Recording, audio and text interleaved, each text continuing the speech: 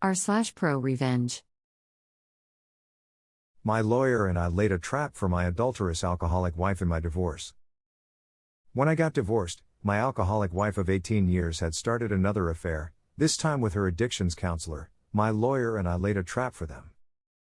Just in case you don't know, intimate relations between a counselor and patient are very frowned upon by the regulatory bodies.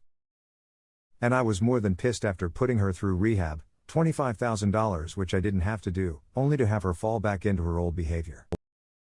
Shortly before the divorce was finalized, I filed a complaint with the state body licensing health professions. Knowing they were in some peril because of their unprofessional relationship, I had already gotten him fired from a major teaching hospital. She had backed off her exorbitant demands. I paid her a very modest settlement, kept the house, got custody of the 3 teenage kids, plus got child support. Her lawyer naturally included a clause in the divorce where I had to agree to not say anything negative about her lover and their relationship. But the lawyer fucked up and never asked if I had already filed charges and thus didn't require me to rescind them. Her lawyer had assumed I was just bad-mouthing them to neighbors and friends, and it never occurred to the lawyer that we were doing much more.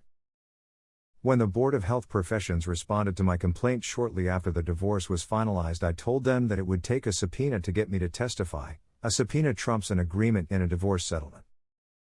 They were happy to oblige. They stripped his license, and placed him on a register of sanctioned health professionals. He never worked again.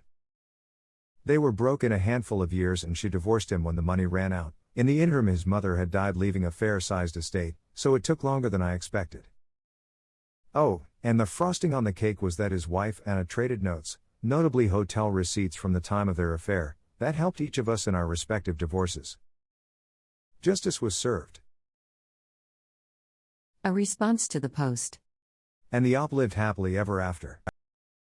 Oh, peace. Response to this comment. Eventually. A response to the post. Do you hook up with the counselor's wife? A response to this comment. It's generally frowned upon for your mistress to be your wife's husband's wife.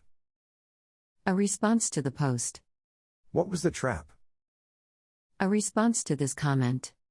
Someone's probably going to argue semantics of the word trap, but here goes. It's where he'd already started the ball rolling on saying anything negative about her ex-wife and her lover, counselor, before he was expressly contracted not to by the ex-wife's lawyer. The prohibition only takes effect after signing, and there was no clause to say he also must withdraw any negative things said/reported prior to the divorce papers. Op simply let things take its course and waited for the board to eventually get to his case. A response to the post. Greater than notably hotel receipts from the time of their affair. Who keeps hotel receipts when they are having an affair? A response to the post. Applause up. Sweet, sweet justice.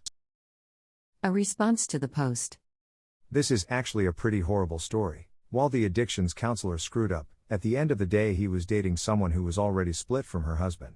Hardly a crime that warranted destruction of his entire career. I dunno, maybe I'm just a different sort of asshole where ruining some dude's life for fucking my ex just isn't even on my radar. Just divorce the wife and move the hell on. Why was that necessary? In what way has it made your life better? Are your kids impressed with your life ruining prowess? I'm all for sticking to assholes who deserve it, but this is kinda horrible. A response to the post.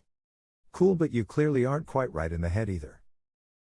A response to the post.